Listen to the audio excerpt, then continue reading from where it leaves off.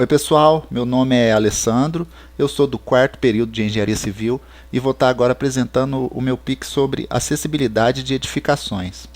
O que é acessibilidade? De acordo com a NBR 9050, acessibilidade é definida como a possibilidade e condição de alcance, percepção e entendimento para a utilização com segurança e autonomia das edificações, espaço, mobiliário, equipamento urbano e elementos.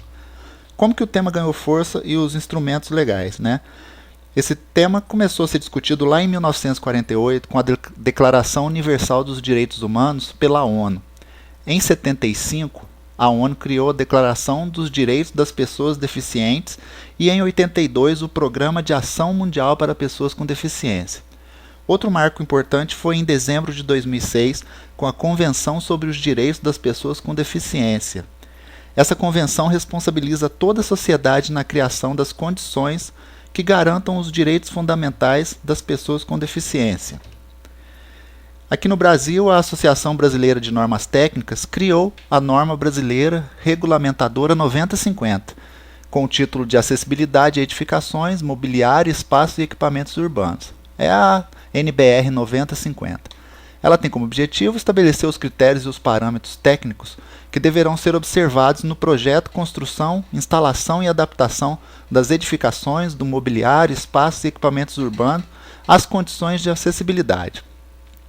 Foram estabelecidos alguns prazos para adaptação das edificações de uso público, de 36 meses a partir da publicação em dezembro de 2004.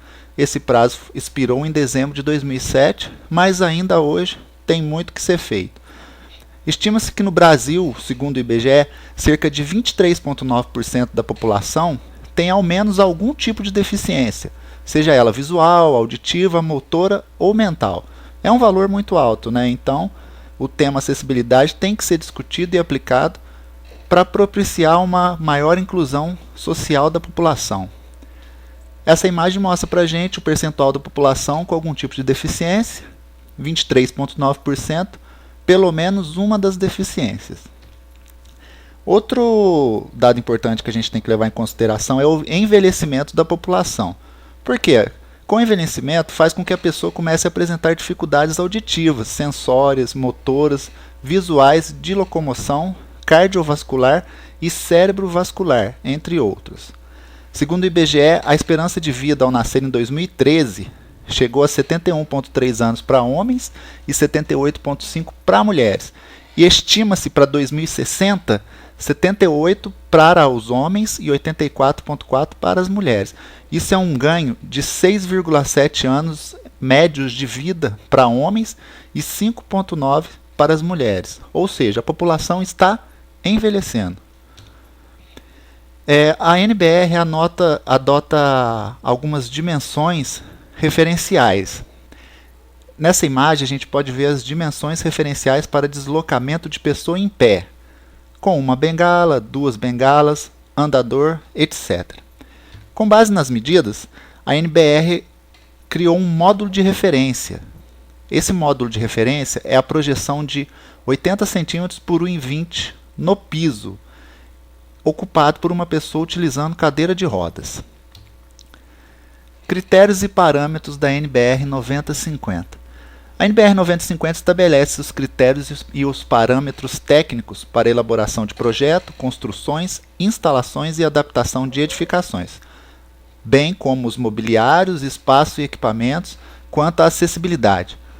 Para serem considerados acessíveis a todos, as edificações, construções, mobiliários e equipamentos têm que ser projetados, construídos e montados atendendo ao disposto nesta norma. Eu vou falar um pouquinho sobre alguns critérios que foram utilizados no estudo de caso. Primeiro eu vou falar sobre rampas. Na definição da NBR 9050, uma rampa é uma inclinação de superfície do piso longitudinal a sentido de caminhamento. E considera-se rampa aquelas com declividade igual ou superior a 5%. O que a NBR estipula para a gente? Que uma rampa deve ter uma inclinação entre 5% e 8,33%. E em caso de reformas, quando forem esgotadas todas as possibilidades, podem ser utilizados inclinações superiores a 8,33 até um máximo de 12,5%. Sobre escadas. Para o dimensionamento das escadas, as dimensões do piso e espelhos devem ser constantes em todas as escadas e atender às seguintes condições. O piso tem que estar entre 28 e 32 centímetros, o espelho entre 16 e 18 centímetros, e eles devem atender a uma pequena equação. Se você pegar o piso mais 2 vezes o espelho, essa medida tem que estar entre 63 e 65 centímetros. A largura mínima recomendável para uma escada fixa em rota acessível é de 1,5 m, sendo o mínimo admissível 1,20 m. O primeiro e o último degrau tem que distar no mínimo 30 centímetros da área de circulação adjacente. E as escadas fixas têm que ter no mínimo um patamar a cada 3,20 metros de desnível, e sempre que houver uma mudança de direção. Sobre corrimão e guarda-corpo. Eles devem ser instalados em ambos os lados dos degraus isolados, das escadas fixas e da rampa. Tem que ter uma largura entre 3 e 4,5 centímetros, sem arestas vivas, com um espaço de 4 centímetros entre a parede e o corrimão. Os corrimões laterais eles têm que se prolongar pelo menos 30 centímetros antes do início da rampa e escada, sem interferir com a área de circulação ou prejudicar a vazão. Altura do corrimão. Para rampas e opcionalmente para escadas, os corrimões laterais têm que ser instalados em 2 alturas, 92 cm e 70 cm do piso, medidos a partir da geratriz superior. E quando a escada ou rampa tiver uma largura superior a 2,40 m, tem que haver instalação de um corrimão intermediário. E esse corrimão intermediário tem que ser interrompido caso o comprimento do patamar fosse superior a 1,40 m, com 80 centímetros entre o término de um segmento e o início do seguinte. Alguns critérios comuns para portas. A NBR estipula que as portas têm que ter vão livre mínimo de 80 centímetros e uma altura mínima de 2,10 metros. Em portas com 2 ou mais folhas, pelo menos uma das portas tem que ter o vão de 80 centímetros. Elas devem ter condição de serem abertas com um único movimento e as maçanetas têm que ser do tipo alavanca, instalada a uma altura entre 90 centímetros e 1,10 m.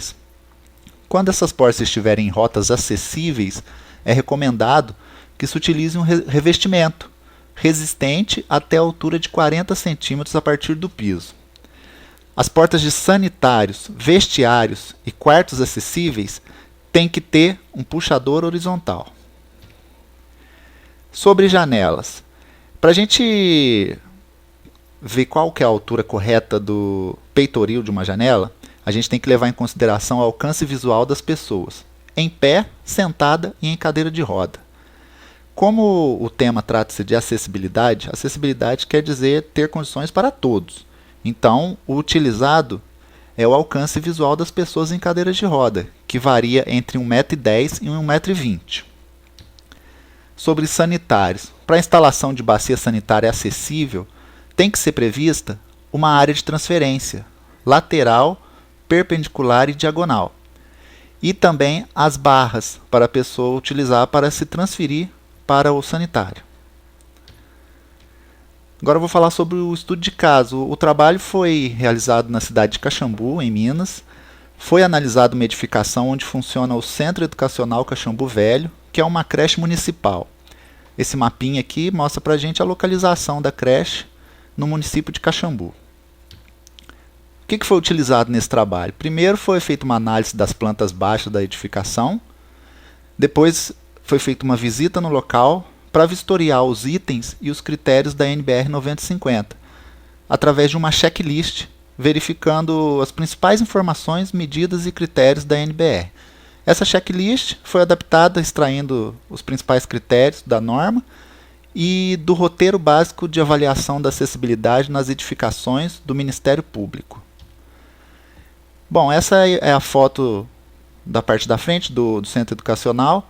Ele possui 2 prédios com um pavimento cada, né? E a área total construída é 526 metros quadrados. Primeiro eu vou falar sobre as rampas e os corrimãos. Essa construção conta com 3 rampas. Essa primeira rampa na tela é a rampa de entrada do prédio. Essa rampa tem uma inclinação atual de 25,2%. Né? A gente usa a seguinte equação. Você pega a altura do desnível, multiplica por 100 e divide pelo comprimento da projeção. Né? Essa rampa tem uma altura de desnível de 63 centímetros e um comprimento de 2,5 metros. Jogando na equação, deu para a gente essa inclinação de 25,2. Né? Esse valor está muito acima do estabelecido na norma, que é 8,33%, e em caso de reformas, o máximo permitido é 12,5%. Aqui a gente tem a imagem atual da rampa, e na próxima tela, a sugestão do que pode ser feito. Né? Essa rampa teria que ser refeita utilizando um maior comprimento da projeção horizontal. E a gente tem que ver também que a largura mínima recomendável para a rampa é de 1,5 metro. Né? O passeio que dá acesso para essa rampa ela tem um comprimento de 7 metros. A gente deixaria, no início do passeio, 1,5 metro destinado ao patamar inicial da rampa. E aí utilizaríamos os outros 5,5 metros como projeção horizontal, o que resultaria numa inclinação de 11,45%, que atende à determinação da norma em caso de reforma. Sobre o corrimão dessa rampa, ela não possui o corrimão do lado da parede, que é uma exigência da norma. Ela não prolonga-se os 30 centímetros antes do início da rampa e também não atende ao estabelecido na norma sobre altura, que tem que ter duas alturas, 92 centímetros e 70 centímetros a partir do piso. A segunda rampa, na parte de trás da edificação, ela tem um desnível de 60 centímetros e um comprimento da projeção de 2,80 metros. Está com uma inclinação atual de 21,4%. Né? Voltando a falar da norma, tem que ser no máximo 8,33 e em caso de reforma 12,5. E a largura dessa rampa também não está atendendo ao mínimo admissível, que é 1,20 m. Ela tem atualmente 1,07 m. O que a gente poderia fazer? Essa rampa teriam que ser feitos 2 segmentos de 3,5 metros de comprimento. Cada segmento desse vai vencer uma altura de 30 centímetros. E com os patamares, né? 2 patamares, sendo um no início da rampa e um no final, com 1,5 m por 1,5 m cada um. E mais um patamar na mudança de sentido. Cada segmento dessa rampa vai ficar com uma inclinação de 8,57%, que está muito próximo do estabelecido, que é 8,33%. E sobre o corrimão dessa rampa? Também está fora da norma. Né? Não tem o corrimão do lado interno, que deveria ter, não prolonga-se os 30 centímetros, e o formato também não atende as alturas, de 92 e 70 centímetros do piso. A terceira rampa, a primeira coisa que chama atenção, né, é que essa rampa não tem corrimão. Né? Essa rampa, assim como as demais, tem uma inclinação muito elevada, está com 24%. Duas alternativas para essa rampa. A primeira é fazer uma rampa novamente com 2 segmentos, vencendo uma altura de 30 centímetros cada um e comprimento de 3,5 metros. Daria uma inclinação de 8,57%. E a outra opção, que eu acho que ficaria melhor, seria a construção de uma escada. Por que uma escada? Neste local, o acesso é feito unicamente por funcionários. Né? É um local de uso comum, não é um local de uso público, então não tem a obrigatoriedade de ter uma rampa. Sobre as portas, o centro educacional possui 24 portas. Né? Aqui embaixo tem uma tabela com a quantidade de portas, largura, altura de maçaneta e tipo de maçaneta. Eu vou falar um pouquinho sobre cada uma delas. Essa primeira porta é a porta de entrada. Ela é uma porta dupla e cada porta tem uma largura de 75 centímetros e uma altura de 2,10 metros. A NBR indica, né, que para esse tipo de porta, pelo menos uma folha tem que ter o vão livre de 80 centímetros, o que não tem. A altura está com 2,10 metros, está dentro da norma. A altura da maçaneta está a 1 metro do piso. A norma estipula 80 centímetros a 1,10 metro, então está ok. E o tipo de maçaneta também está ok, que é o tipo alavanca. O segundo tipo de porta é o que tem maior quantidade na edificação. Tem 14 portas com largura de 80 centímetros e 2,10 metros de altura. maçaneta de 1 metro de altura a partir do solo e do tipo alavanca. Então atende a todos os requisitos da norma. A porta P3 são 14 unidades. Tem largura de 70 cm, altura de 2,10 m, maçaneta a 1 metro do solo e tipo alavanca. Então o que está errado ali é a largura, né, que a mínima é 80 cm. E a porta P4 é uma porta com 60 cm de largura, né, bem abaixo do estipulado, que é os 80 cm. Sobre as janelas, né? Como eu falei anteriormente, a janela, a altura do peitoril, tem que levar em consideração o cone visual da pessoa em cadeira de roda, que vai de 1,10 m a 1,20 m. As duas edificações têm 23 janelas e aqui embaixo temos os tipos delas e a altura do peitoril. Primeiro tipo da janela, janela J1, tem 5 unidades. Na planta, essa janela está com 90 centímetros de altura. A norma define entre 1,10 m e 1,20 m. Apesar do valor da planta, quando foi feita a medição no local, eu pude verificar que o peitoril real dessas janelas é 1,25 m. A janela J2 são 10 janelas, ela tem peitoril de 1,10 m, então está em conformidade com a norma.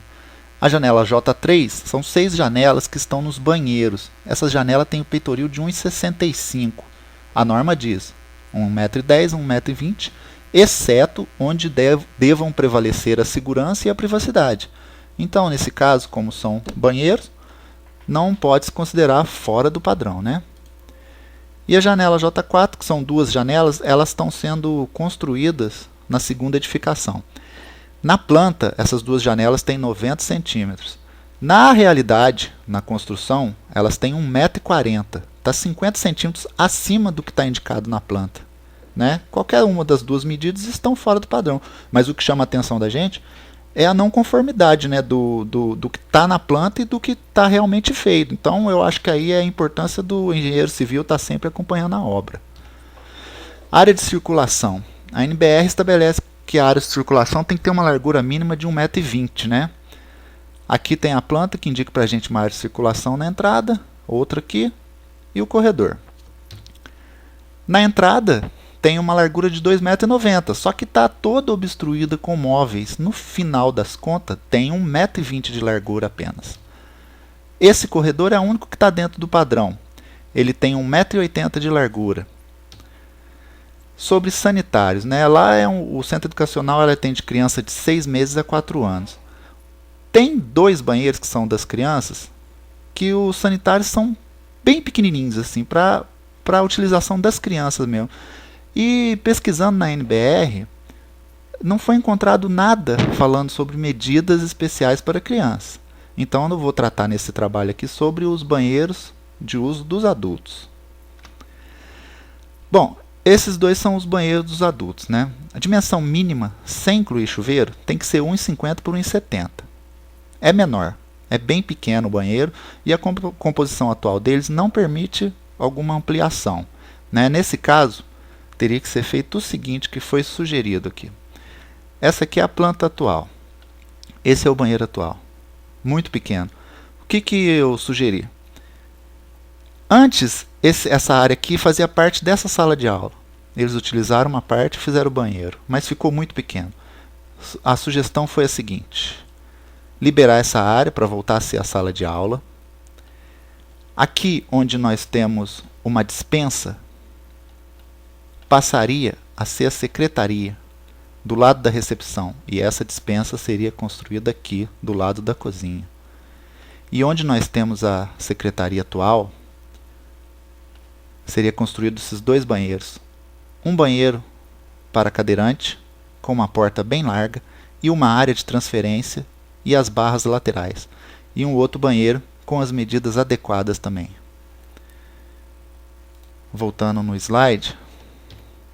Esse é um checklist que foi feito para poder fazer um gráfico para ver o percentual de coisas que está dentro da acessibilidade.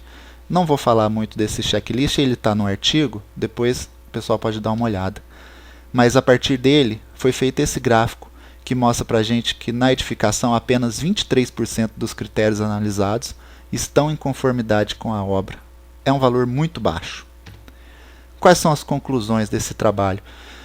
Primeiro, podemos concluir que a parcela da população que tem algum tipo de deficiência tem muitos problemas para acessar os serviços públicos, principalmente porque os edifícios não são projetados observando o que existe de acessibilidade. Essa norma entrou no Brasil, a NBR 9050, entrou em vigor em 2004. O centro educacional foi construído antes dessa data, mas já passou por uma reforma em 2012 e está sendo feita a construção de uma nova edificação.